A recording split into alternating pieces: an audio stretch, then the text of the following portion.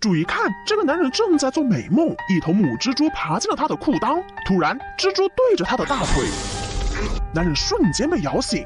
我的天哪！没想到这蜘蛛剧毒无比，他当场饮恨西北。死后，男人的尸体被打包运送回国，而那只蜘蛛也在棺材里。等再次被打开时，男人已经成了一具干尸。这时，蜘蛛悄悄爬了出去，被那乌鸦叼走了。可没多远，乌鸦一个猛子栽下去，瞬间就领了盒饭。而蜘蛛爬着爬着，给自己找了个完美的家，一间无人问津的仓库，并且在这里邂逅了爱情，当场就开始结婚造娃。一场可怕的灾难也即将在小镇上酝酿。3921个小时后，9999.5只小蜘蛛就破壳而出。那母蜘蛛不仅毒，还很能生。无数的小蜘蛛爬到了外面，其中一只盯上了猫咪，兴奋地跑过去要大吃一顿。猫咪却被女人抱走，但蜘蛛不死心，趁女人关灯时一下就套到了手上。第二天，人们发现了女人的尸体，以为她是心脏病发作，没做任何尸检就下葬了。可谁知很快就发生了另一起事件，一个老头刚要睡觉，蜘蛛爬进了鞋子。等老头起床去屙屎时，他前脚刚进去就被狠狠地咬了一口，但或许是鞋子的味道影响了蜘蛛的毒性。老头看起来没事儿，但紧接着他就开始浑身疼痛。妻子见状赶紧呼叫救护车，可等来的却是弗伯勒。而此时的老头早已饮恨西北了，而这一次弗伯勒也终于意识到了异常。好在男人找到了蜘蛛的老巢，医生家的仓库，只见这里布满了蛛网，到处都裹着老鼠的尸体。男人独自过来，本想提前打击罪犯，可下一秒，一头巨大的母猪袭来。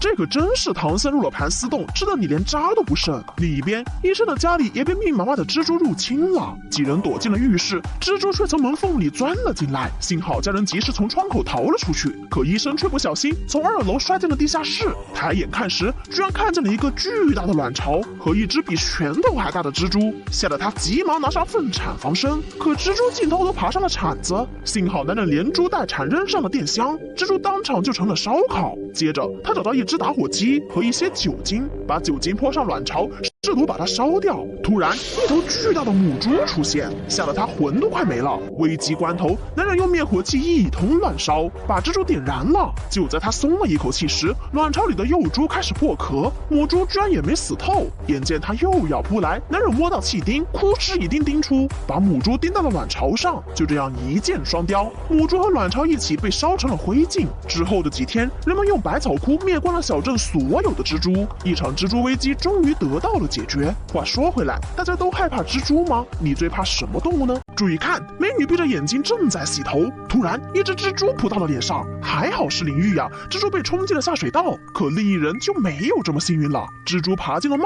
子里，运动员刚戴到头上就被哭哧咬了一口，接着便倒在了地上。怎么事儿？众人丈二的脚趾摸不到头脑，医生跑过去还想救人，上手一摸却没了呼吸。直到血液检查的结果出来，才发现男人的体内有一种不明的毒素。随后法医检查了所有尸体，发现他们不是脚趾就是耳朵，身上总有一个伤口，明显是被什么虫子给咬了。可此时的他们还不知道这虫子就是蜘蛛。与此同时，蜘蛛已经入侵了小镇所有的房子，到处都是蜘蛛网，胆大的还爬进了爆米花。而妻子毫不知情，抓起一把就送进了嘴里。结果不出意外，夫妻双双领了盒饭。这一桩桩诡异的事件终于引起了生物学家的注意。男人解剖了蜘蛛，发现它体内有3个蓝色的毒囊，并且只占了1毫克。那小白鼠就当场饮恨西北。这一把子众人全都吓懵了，因为此时镇上的蜘蛛已经多达99999.66只。再这样下去，别说小镇了，整个米国都会毁灭。好在这些混血蜘蛛有个缺陷，没有生育功能，只需要找到最初的那只母蜘蛛并进行销毁，就可以阻止蜘蛛继续繁衍。于是一场灭蛛行动就此展开。男人找到了蜘蛛的老巢，医生家的仓库，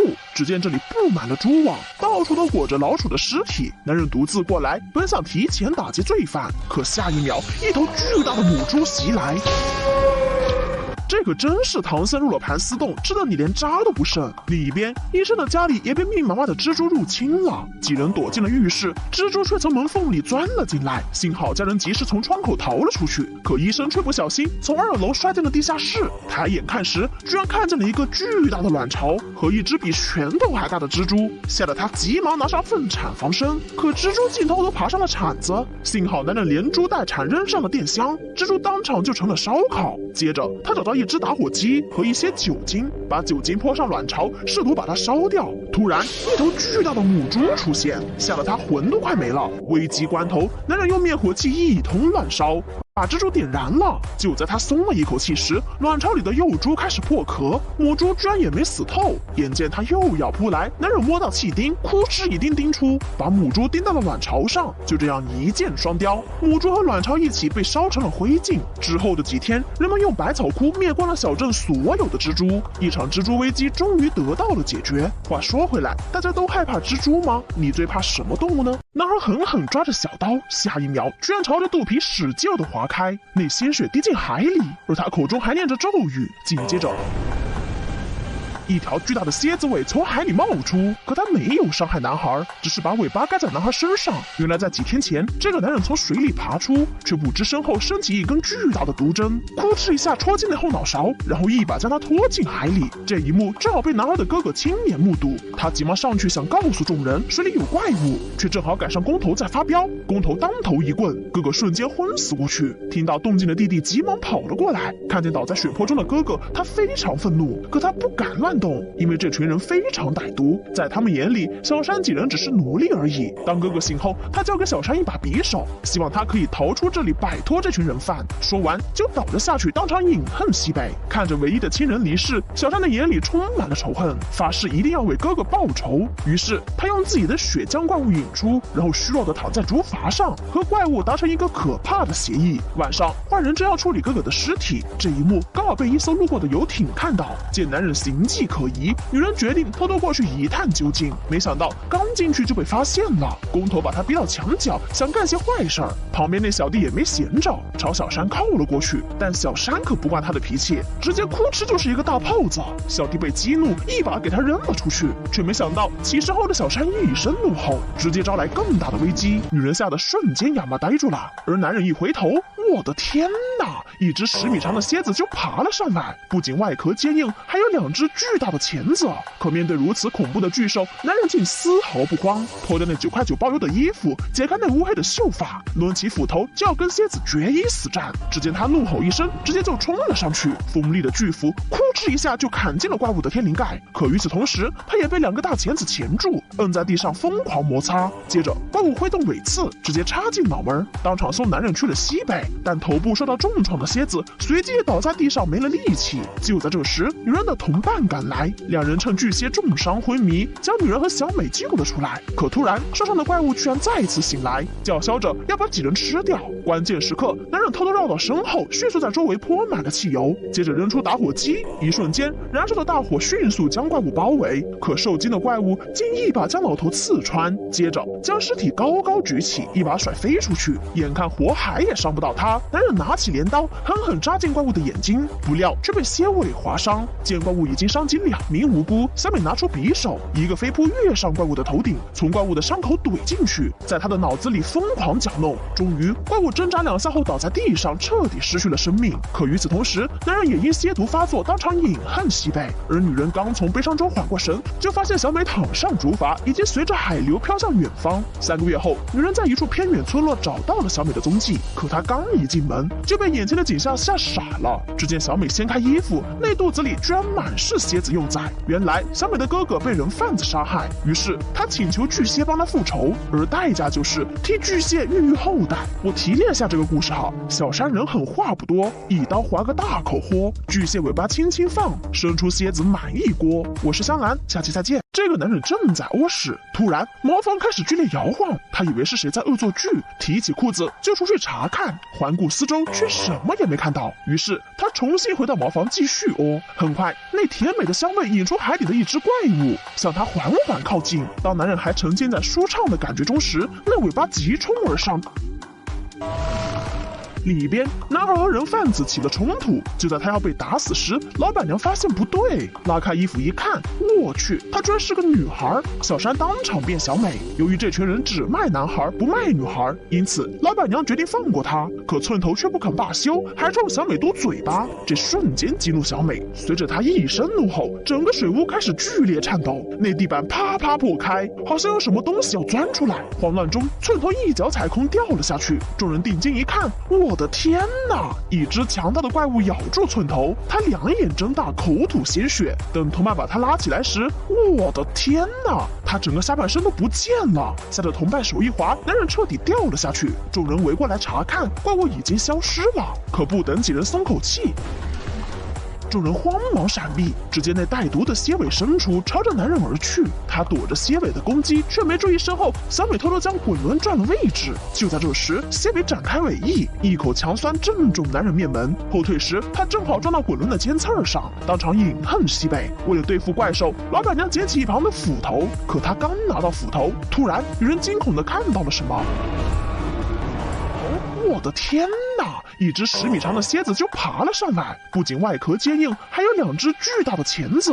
可面对如此恐怖的巨兽，男人竟丝毫不慌，脱掉那9块9包邮的衣服，解开那乌黑的秀发，抡起斧头就要跟蝎子决一死战。只见他怒吼一声，直接就冲了上去，锋利的巨斧呼哧一下就砍进了怪物的天灵盖。可与此同时，他也被2个大钳子钳住，摁在地上疯狂摩擦。接着，怪物挥动尾刺，直接插进脑门，当场送男人去了西北。但头部受到重创的蝎子随即倒在地上没了力气。就在这时，女人的同伴赶来，2人趁巨蝎重伤昏迷，将女人和小美救了出来。可突然，受伤的怪物居然再次醒来，叫嚣着要把几人吃掉。关键时刻，男人偷偷绕到身后，迅速在周围泼满了汽油，接着扔出打火机。一瞬间，燃烧的大火迅速将怪物包围。可受惊的怪物竟一把将老头刺穿，接着将尸体高高举起，一把甩飞出去。眼看火海也伤不到他，男人拿起镰刀狠狠扎进怪物的眼睛，不料却被蝎尾划伤。见怪物已经伤及2名无辜，小美拿出匕首，一个飞扑跃上怪物的头顶，从怪物的伤口怼进去，在他的脑子里疯狂搅弄。终于，怪物挣扎2下后倒在地上，彻底失去了生命。可与此同时，男人也因蝎毒发作，当场饮恨西北。而女人刚从悲伤中缓过神，就发现小美躺上竹筏，已经随着海流飘向远方。3个月后，女人在一处偏远村落找到了小美的踪迹。可她刚一进门，就被眼前的景象吓傻了。只见小美掀开衣服，那肚子里居然满是蝎子幼崽。原来小美的哥哥被人贩子杀害，于是她请求巨蟹帮她复仇，而代价就是替巨蟹孕育后代。这是每人一辈子只能参加1次的面试，但考生们刚拿到试卷却愣住了，因为考官发下来的试卷是一张白纸。众人看着手里的白纸一脸蒙圈，可唯独一个女人却似乎知道答案，拿起手里的笔就开始答题。结果她刚写上名字，就被保安拖出去砍断了4指。考生纷纷被吓得不知所措，因为考官考试前就已经和考生约法3章：第一就是不能和考官说话，第2不能走出考场，第3就是绝对不能答题。而女人之所以被拖走，就是因为答题了。看着女人在监控下的遭遇，考生们纷纷开始猜测试卷的奥秘。大眼妹猜测试卷可能经过了特殊的处理，为了弄清试卷是不是需要沾上水才能显现，她立刻走向了守在门口的保安，从保安裤兜里掏出了一个打火机，随后她踩着板凳站在烟雾感应器下面，但由于打火机的火苗太小，感应器丝毫感觉不到。就在这时，小帅拿来了一张试卷给他，让他点燃试试。烟雾感应器被成功触发，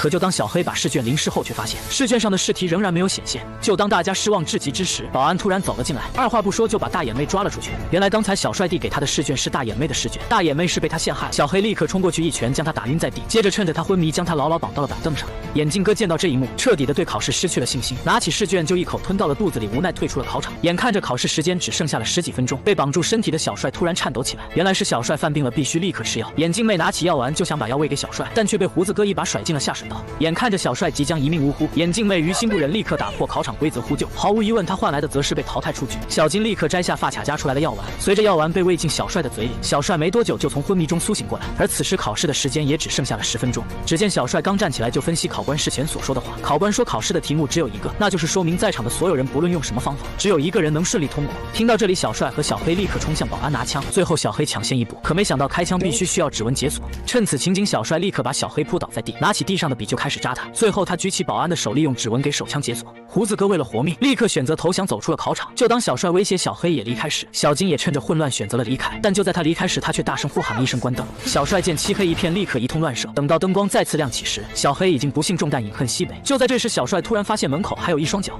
就当他缓缓走上前去解决他时，考试时间突然停止。本以为小帅会因此通过这场考试，可最后他却被保安抓走淘汰了。通过这场考试的却是小金，因为现在考试倒计时还剩下20秒。原来之前离开的眼镜男已经调快了时间，而眼镜男也正是这场考试的幕后老板。他这么做的目的就是为了测试新员工的职业操守能不能把重任交给他们。故事的最后，小金缓缓走进了考场，捡起眼镜男上的白纸就是一顿查看，结果发现眼镜男摔碎的眼镜才是唯一能看清题目的工具，并且上面果然只写着一个问题。他开始回忆考官的话，想起最后考官宣布完规则后提出的疑问。小金立刻意识到这场考试的答案其实很简单，那就是没问题。这部电影告诉我们，想要获得成功，不仅要有上进的心和一双善于洞察的眼睛，还要养成耐心、细心、良心等良好品质。因为衡量一个人能否可以承担重任，从不是有多大的业务能力，而是会不会做人。女人刚进门，就要少女脱掉衣服去床上等她，她则拿出一块肥皂和一根使用了无数次的橡皮管子，接着倒了一盆滚烫的开水，来到了床前，帮女孩剁掉肚子里的意外，将融化好的肥皂水通过橡皮管注射到了女孩体内。女孩很是痛苦，可一想到被叫荡妇的羞辱，她便有了力气。等肥皂水全都灌进去后，临走前，她嘱咐女孩，等下肚子不舒服就赶紧去厕所，如果看到红色小疙瘩，那么她的麻烦就解决了。却因为不卫生的设备，害得女孩丢了半条命。维拉是一名负责清洁的女佣，丈夫在弟弟的修车行工作，两人都是普通工人，但他们的家庭十分温馨。儿子成为了一个出色的裁缝，女儿性格腼腆，所以在工厂测试灯泡的质量，他们的生活被每天都带着笑容的维拉照顾得很好。但他们都不知道，维拉还有一个身份，那就是在空闲时间，她都会在好友贝池的介绍下，帮助意外怀孕的女孩们或者不想再生的妇女堕胎。就在一家人快乐地庆祝着女儿和大壮订婚时，门口传来了一阵急促的敲门声。维拉丈夫疑惑地打开门，却看到了一群来者不善的警察。警察告诉维拉丈夫，就在不久前，维拉帮助的那个女孩在维拉的离开后突然腹痛不止，幸好家人及时发现，在医生检查后发现女孩体内有非法流产的痕迹。而女孩之所以会腹痛难耐，就是因为非法流产十分的不卫生，那些工具都是经过多年的使用，没有进行有效的消毒。医生觉得实施非法流产是非常不负责，于是直接报了警。在警察的询问下，他老实的承认了一切。当他知道好友贝池一直利用他收取着高额的堕胎费后，维拉崩溃了。他只是想要无偿帮助那些单纯无辜的女孩们免于世俗的批判。紧接着警察告诉他，那个女孩因为他的帮助差点死去。维拉一瞬间感觉天都塌下来了，不停为自己的行为忏悔。他真的只是想帮助那些女孩，做了大半辈子善事的他，因为这次的失误不断的谴责自己。只有丈夫义无反顾的想要帮助维拉，于是给他费尽心思找了一个律师。在律师的努力下，维拉获得了短期的保释。在圣诞这天晚上，维拉终于回到了家，儿子和弟媳更是不愿理会他。就在这时，被维拉帮助，最终撮合和女儿结婚的大壮说话，他十分理解维拉只是想要帮助那些无奈受孕却无力抚养的女人。因为大壮的这一番话，一家人终于明白了维拉的苦心，他们相拥在一起，温馨的过完了这个圣诞节。不久后，维拉的审判出来了，无论怎样的结果他都认，他想为自己赎罪。最终，维拉被判处了2年0.6个月，这也是相关犯罪中的最低刑期。男人笑着倒走在摇晃晃的索桥上，一边走还一边嘲笑同伴太胆小，连这种桥都不敢上。同伴听到后无语了，谁说我们不敢上？一边反击他一边踏上桥，后面的人也跟了上来。桥面非常不稳，下面就是万丈悬崖，几人玩嗨了，居然边走边跳，根本不拿生命当回事。然而更可怕的是，桥底的索命铃正在哗哗作响。很快，怪事就发生了。正当几人开心地说这趟旅程很刺激时，杰克一言不发地走到悬崖边，接着没等众人缓过神，二话不说就直接跳了下去。这可把女友吓坏了，赶紧喊人过去查看。众人一过来，才发现下面有个漆黑的洞穴。为了一探究竟，阿强自告奋勇下去查看。他一进来就看见诡异的一幕，洞穴里有一个8只手的骷髅，看起来非常瘆人，而杰克就坐在他对面，看起来跟着了魔一样。不管阿强怎么和他说话，他根本不回。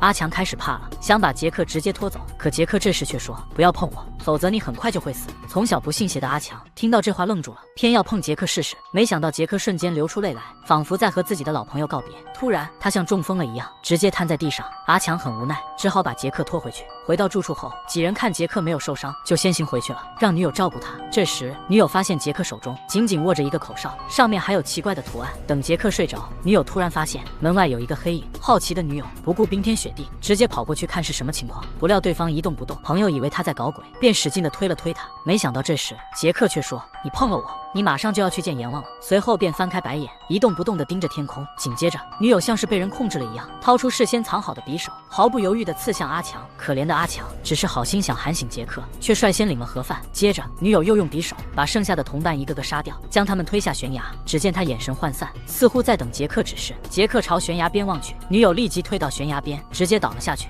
所有同伴都死完了。杰克又拿起口哨，呆滞地吹了起来。转眼25年过去，社会变化神速，如今的年轻人比杰克当年更勇，居然半夜过来走索命桥。这时小黄说要不玩个游戏，听说在半夜12点吹瓶子可以召唤邪灵，几人顿时来了兴致，拿起酒瓶就开吹，不仅不害怕，反倒显得很兴奋。但可惜的是，几人希望落空了，所谓的邪灵并没有出现，大伙只好不得劲地回家。但几天后，小黄居然凭空消失，还在家里的镜子上留下一句话：是躯壳人把我召唤去的。母亲发现后，以为女儿出事了，顿时崩溃大哭，立即报警，让警察调查。威廉作为队长，面对这种诡异的命案，显得很有兴趣。他立即找到了被害人的同学黑妹，黑妹告诉他，小黄失踪前几天，几人玩了一个吹瓶子的游戏，很可能和那件事有关。威廉找到大桥，果不其然，他在桥上发现一个洞，他顺着洞口跳下去，打开手电筒一看，里面竟有一排人上吊，而这几个人正是当时和小黄一起去玩游戏的。现在小黄失踪了，只剩下黑妹还活着。威廉心想，这件事一定和黑妹脱不了干系。为了查明真相，威廉根据线索来到一家医院，却发现一群人正在朝病人朝拜，而这个病人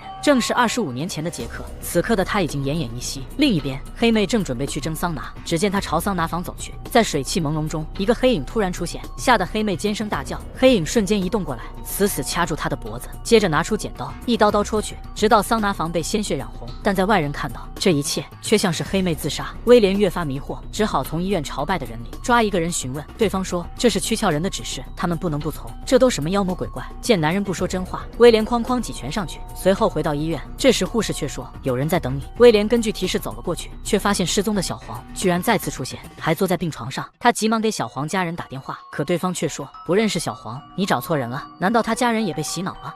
威廉越发迷惑，只好走到床边问小黄这都是怎么回事。对方却说你是躯壳人选中的新肉身，杰克马上就要挂了，你是接班人。还没等他说完，威廉瞬间头晕脑胀，疼得倒在地上。昏迷中，他来到一个山洞，再次看到八角骷髅头，紧接着对方变成一道黑影，钻进了威廉的身体。交接仪式完成，威廉清醒过来，径直走进病房，一枪打死小黄和杰克。如今他成为了新的躯壳人，不知道之后又要去祸害多少人。只能说有些邪门游戏还是不要轻易尝试，一不小心命都没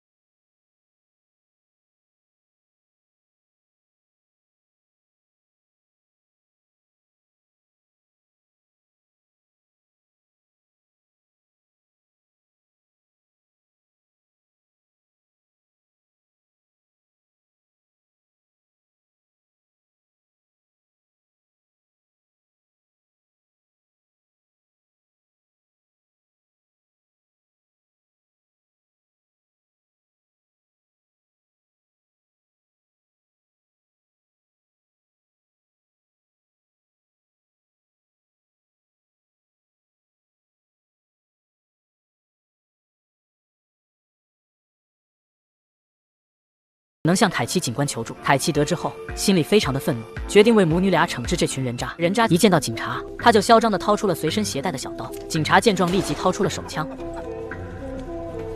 动作干脆。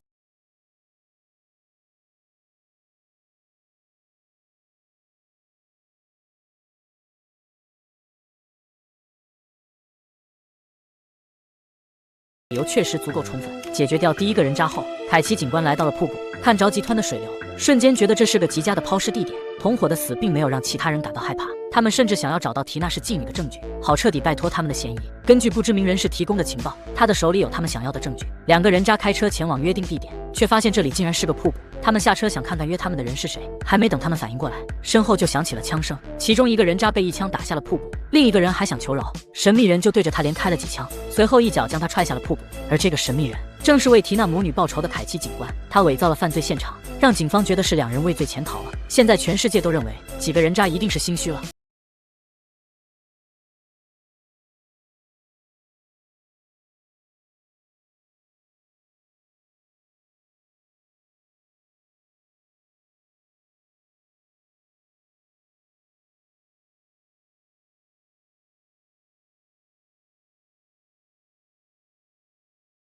解决了他，这群人渣就这么被神不知鬼不觉地解决了。缇娜母女俩的生活终于恢复了平静，他们决定去一个新的城市重新生活。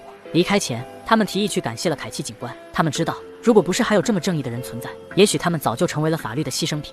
女人洗完澡打开浴室门，一个陌生的男人就站在对面，可他却像看不见似的，伸手去够扶把上的浴巾，裹好后就走出了浴室。看这情形，男人也明白了，这个女人是个瞎子，但不能排除她是装的，于是跟在女人身后偷偷观察。萨拉抱着猫咪悠闲地走到厨房，经过躺在血泊之中的丈夫，她一无所知，还是像往常一样打开冰箱门，拿出速冻水饺，又来到储物柜旁边。丈夫的血迹很快扩散开来，差一点就流到萨拉的脚旁。放下东西后，再次返回储物柜，这次她恰好踩进血流里，一下就滑跪在地。怎么会有水？她十分疑惑地用手摸着，这粘稠的感觉让她越发害怕。接着她就摸到一条人腿，再顺着往上摸到一个完整的身体，躺着的是个人。她开始紧张，在触摸到男人的脸庞后，她叫出声来，这是她最熟悉的一张脸庞。她怀着悲痛的心情继续摸索，发现了丈夫胯下的刀子，这说明丈夫的死不是意外。来不及哭泣，她急忙起身冲出厨房，却迎面撞上一个陌生人。她害怕地叫出声来，逃向客厅，不知所措地颤抖着。萨拉惊恐的模样逗笑了阿大，她不停地将展柜上的杯子丢向萨拉，用弄出的声响吓唬萨拉。对方越惊慌失措，阿大就越兴奋。随后他又狠狠地把书砸在地上，吓得萨拉一股脑冲向卧室，快速关上门，将阿大锁在外面，又熟练地关上另一扇门，在床单上摸索出一台电脑，启动语音唤醒模式，不顾阿大的叫唤，冷静地打开邮箱准备报警。由于刀子架在萨拉脖子上，他只得停下了动作，随后被绑在床上的栏杆听到后面有声响，他知道是男人来了，并且还坐在他的床边，拿着布轻轻擦拭他腿上的血迹，还慢慢摸向他的大腿。萨拉立刻激动起来，却被阿大一把揪住头发，他只好冷静下来向他道歉，用温柔的口吻求他解开绳子。阿大虽然解开了绳子，却并不相信萨拉，他拿着刀威胁萨拉说出钱的位置，还说萨拉的丈夫偷了他的钱。萨拉毫不知情，好在男人接了个电话，暂时放过了他。他急忙逃进一旁的更衣室，穿上衣服，换上运动鞋，捡起地上的相机，偷偷藏在身后。阿大接完电话后气急败坏，原来他也是替人办事，要找出萨拉丈夫藏起来的钱，如果找不到他也会完蛋。萨拉假意配合，等男人一靠近，拿起相机就朝他挥去。随后摸索着逃离，他冲进楼梯间，快速往下爬着。此时他应该很后悔，当初为什么要住在顶层。好在提前穿上了运动鞋，走得还算顺利。与此同时，被他击倒的阿大也追了上来。更倒霉的是，因为太着急，他直接从楼上摔了下去。他不敢停留，撑着身体继续往下跑。两人之间的距离只有2个楼层。好在他终于跑到1楼的仓库，在一个角落里悄悄蹲下。此时他已经精疲力尽。就在他想放弃的时候，突然听见仓库里传来熟悉的声音，那是公寓保安的声音。他急忙大声呼救，事已至此，只能主动暴露位置了。他呼喊着让保安报警，但对方拿了把铁锹就要来救他，可惜走到一半就被阿大偷袭，没几下就被打死了。听到小黑没了声响，最后的希望也破灭了。他只好忍着害怕冲上台阶，终于来到公寓的室外。萨拉一边大声喊着救命，一边往外冲。幸好他十分熟悉路线，没几下就来到了大马路上，向街上的行人求救。看见萨拉正在和路人说话，阿大只好先放弃追他。然而危险并没有结束，一个自称是检察官的男人出现，他让2个路人先走，自己留下来帮助萨拉，还取下衣服披在萨拉身上，这让萨拉平静下来，还把事情经过毫无保留地说了出来。随后男人拿出手机呼叫同事支援，萨拉听后彻底放下戒心，还不停地表达着感谢。他们来到公寓1楼，等待警方的到来，但男人却突然按下电梯。萨拉听到身后的动静，连忙问是不是警方到了，可没想到进来的人却是阿大。原来男人和阿大是一伙的，他们将萨拉绑进电梯，迅速回到顶楼的家里。刚一进门，阿大和秃头就发生了争吵。秃头指责他把事情都搞砸了，唯一知道钱藏在哪的人死了，剩下一个无辜的女人。阿大听完后也不敢反驳，只能默默离开去处理伤口。其实秃头都是说给萨拉听的，他告诉萨拉，现在唯一对他真诚的人就剩自己了，还假惺惺的用布盖住萨拉丈夫的尸体。做这些的目的只有一个，他要知道钻石的下落。但萨拉始终不肯开口，秃头耐心耗尽，就把萨拉交给了阿大。阿大一下就把萨拉从沙发拽到地下。摔了好几次之后，还想拿话砸他。就在这时，秃头好像发现了什么，一副普普通通的画，在奢华的家里显得格格不入。奇怪的地方往往暗藏玄机。他让阿大抬下画放在地上，然后用刀子划开画的背面，里面居然全都是钱。阿大立刻找来袋子，装走大把的钞票。他本来要解决掉萨拉，却被秃头阻止了。两人拿了钱后便转身离去，临走时还砸掉了他的手机。听到一声门响后，萨拉迅速起身将门锁上，她以为安全了，于是来到浴室拿回丈夫送她的项链，蹲在心爱的人的尸体旁哭泣，力气已经耗尽，她很快就睡了过去。在醒来时，天已经黑了，她扶着柱子站了起来，似乎意识到什么。小情侣趴在窗边看邻居为爱鼓掌，琵琶看着这现场直播有些异动，她也想鼓一下掌，但男友有心无力，1分钟不到就只能老实睡觉。男友都已经睡成了死猪，对面的互动还没有结束，琵琶又想起对面男邻居的8块腹肌，顿时对男友那是万般嫌弃，还对男邻居产生了一些想法。现在的她还不知道这个念头将招来多大的麻烦。几天前，琵琶和男友刚搬进这间豪华公寓，而且还是以极低的价格租下的，唯一的条件就是落地窗前不允许挂窗帘。虽然觉得有些奇怪，但琵琶还是签了合同。搬进去的第1晚，他们就被对面楼的闪光灯晃了眼睛。原来不只是他们，对面大部分住户也没安窗帘，邻居们都是一男一女，而且好像都已经习惯了。尤其是琵琶家正对着的一对夫妻，大晚上的站在窗边就开始为爱鼓掌，那是真不把邻居当外人。琵琶和男友也不客气，就处在那光明正大的看。第2天，琵琶把这事儿告诉闺蜜，闺蜜却说她少见多怪，有的人就是有些特殊癖好，那对夫妻很有可能是有暴露癖，还开玩笑的说让琵琶买个望远镜来看。琵琶立刻义正言辞地表示我又不是变态，但是很快他就变态了。当天晚上，琵琶无意间看到对面的男邻居赤裸上身，站在窗边跟妻子道别，但没过多久就有别的女人上了楼，然后就是你们不想看的画面了。而且在女邻居出门的一段时间里，男人轮流与好几个女人私会。好家伙，这瓜可大了。琵琶为了吃到一手大瓜，真的去买了一个望远镜，有事没事就往对面看。男友发现她的行为后，不但没有制止，还当即表示让我康康。两人都很享受偷窥他人的乐趣，尤其是琵琶，而且他不再满足看帅哥美女互动，还想听他们在说什么。正好男友有一门张三手艺，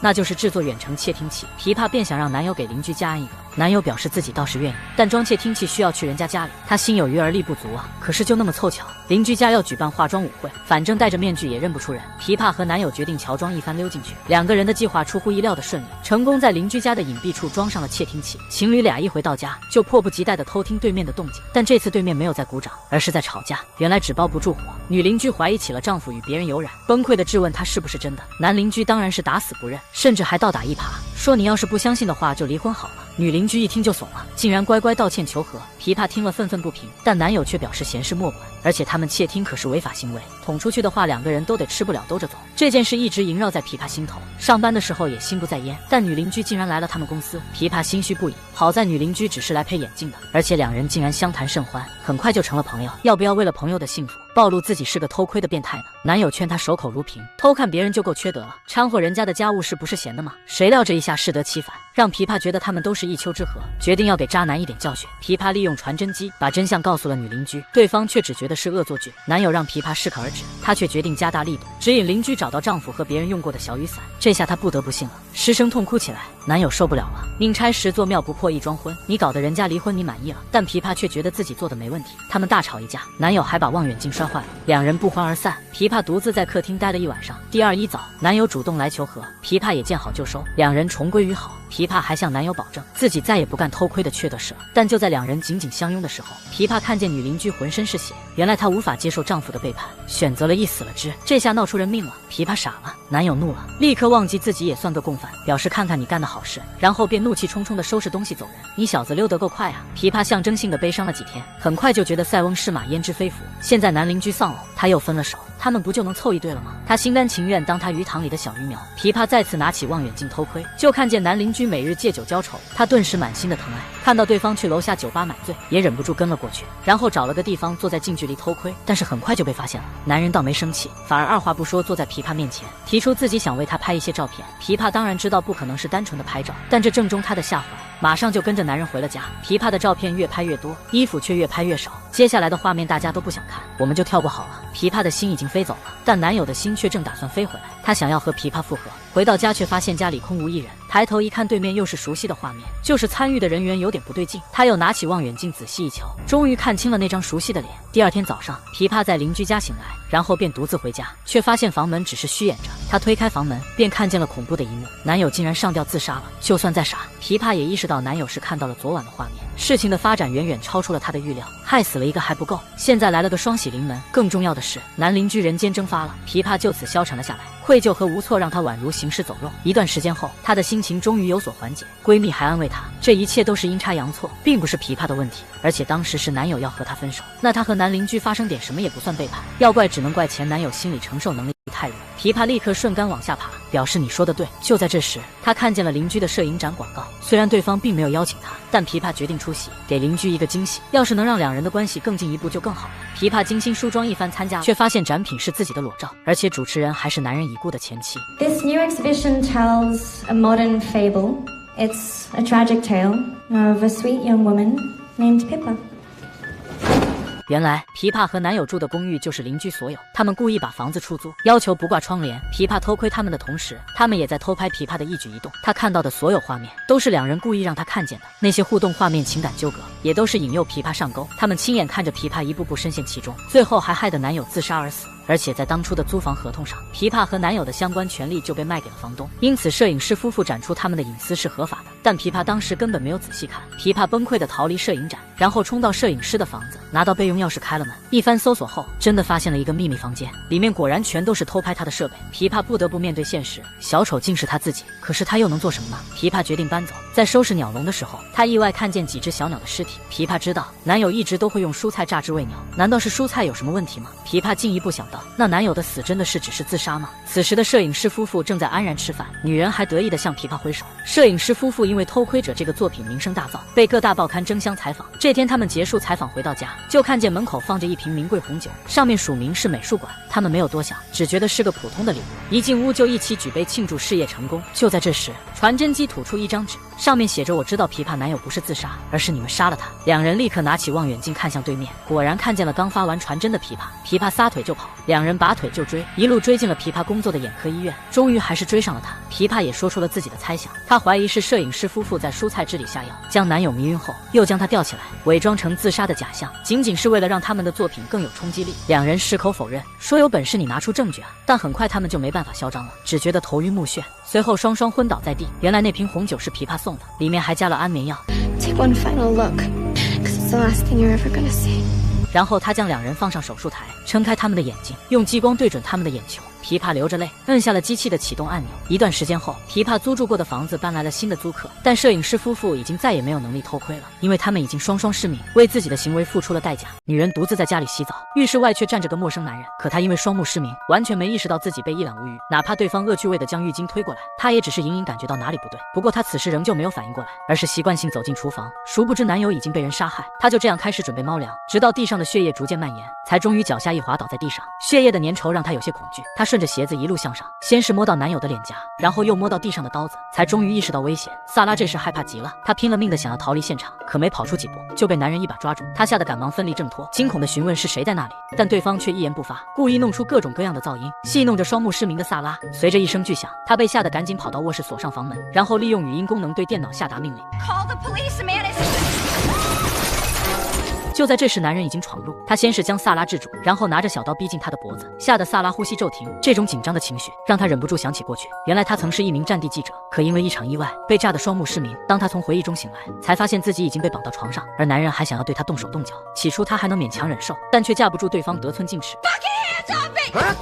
I'm sorry. 萨拉不得不忍气吞声，请求对方把自己解开。看着他楚楚可怜的模样，男人打算给他一点甜头，然后逼问他藏匿地点在哪。原来男友与他们合伙偷东西，却最终背叛了他们。萨拉听完表示一概不知，可对方似乎并不相信，还将刀子对准了他的耳朵。就在萨拉快要承受不住时，一个电话救了他的性命。趁着男人向老大汇报情况，身体冰冷的他赶忙穿上衣服，然后将掉落的相机藏到身后。幸运的是，男人似乎在老大那里受了气，趁着他一时不注意，萨拉一下将其打倒，赶忙跑出了房门。他慌不择路地跑进楼梯间，扶着把手一路向下，最终来来到了管道层，这里的地形狭窄，对他很是不利。连续的碰撞让他忍不住想起过去，他只好大声呼唤着安保的名字，希望对方能够赶紧报警。可因为过于担心萨拉安危，他忍不住拿起一根管子，就想要充当救人英雄。不幸的是，两人的呼喊暴露了位置，安保最终被闻声赶来的男人抹了脖子。萨拉吓得赶紧跑向另一边，却正好逃出了大楼。于是他赶忙在街上请求帮助。一名自称为检察官的光头及时出现，不仅贴心地为他披上外套，还一路将其送回了大楼。当听到电梯的声音时，他才发现自己上当了。盲人女孩本以为自己得救了，却不料光头竟是劫匪的老大。当被带回房间时，他明白下次逃跑的机会微乎其微。不过庆幸的是，光头对小弟很是不满，也许他可以从中挑拨离间。可他还没找到机会开口，光头就开始不耐烦起来。